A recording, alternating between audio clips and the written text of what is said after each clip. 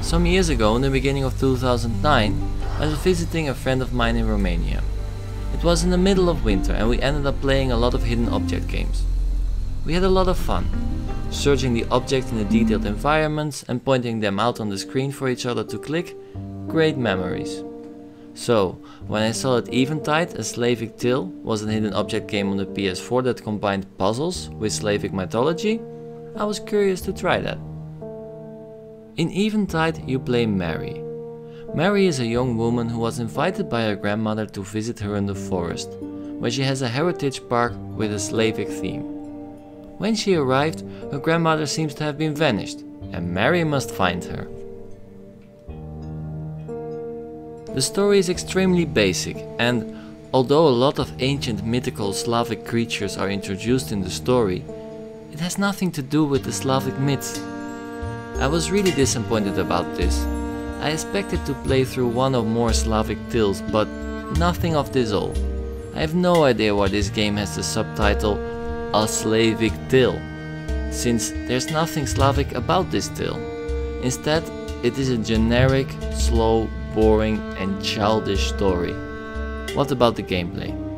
Well, unlike the games I played in 2009, Eventide is not just a hidden object game. Yes, there are hidden object puzzles, but it's more of an adventure game with different kind of puzzles spread around. Most of these puzzles are pretty simple, and they reach from entertaining to plain dull. I didn't have any problems with the puzzles, but sometimes the game isn't so clear what to do next. In this case, you can use the hint system, or just skip the puzzle. When it comes to the hidden object parts, they were a big letdown. The graphics are not detailed enough to hide the objects properly. It's also limited. Sometimes you must find 16 or so objects, but more than that, it won't go. And sometimes you don't get the names of the object, but just the shapes. This is even more stupid, because it doesn't really make you search for anything, you just compare an abstract shape. The graphics look very two-dimensional, like they're illustrations from a book. Every animation seems to be a cutout, and the backgrounds look painted.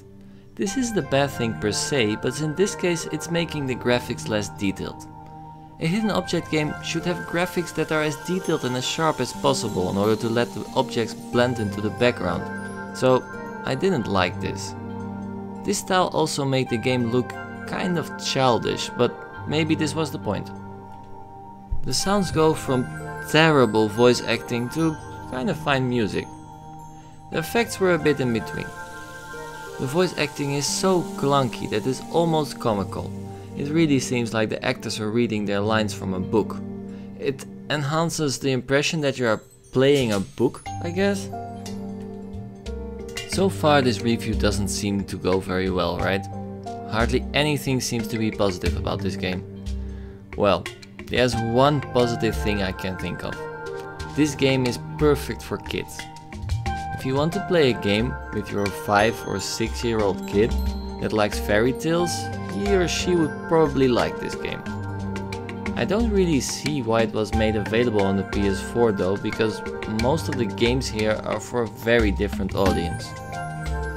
So, if you're over 8, like most of the people who have a PlayStation, steer away from this game. It's slow, dull, childish and a complete time waster. I finished the game and the small add-on, and even though it would be easy to complete my trophy list, I really didn't feel like playing through the game again.